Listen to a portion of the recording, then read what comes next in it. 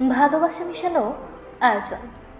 তাতে শহীদ জননী জাহানারা ইমাম ধরা দিলেন ত্যাগ, সাহস আর প্রতিবাদের প্রতিরোধ হয়ে।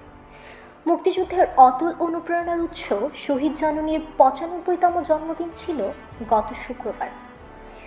পরদিন জাতীয় জাদুঘরের কাছে হস্তান্তর করা হলো ২০০৭ সালে পারিবারিক উদ্যোগে যাত্রা করা শহীদ জননী জাহানারা ইমাম স্মৃতি জাদুঘরের চাবি। এই উদ্যোগ নতুন প্রজন্মকে আরও নিবিড়ভাবে জানাবে শহীদ জননীর লড়াই আর শহীদ রুমির আত্মত্যাগের গল্পকে। রুমির আত্মত্যাগ।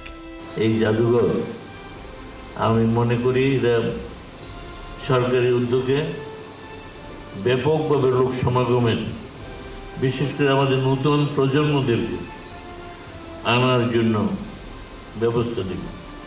এটা ভেঙে একটা ফ্ল্যাট কমপ্লেক্স করে ওখানে একটা ফ্ল্যাটে এই জাদুঘর বানানো হয় আর কি। এবং যাদের সাথে কথাবার্তা বলার সুযোগ হয়েছে তাতে বুঝলাম যে এটার একটা স্থায়ী জায়গা দরকার।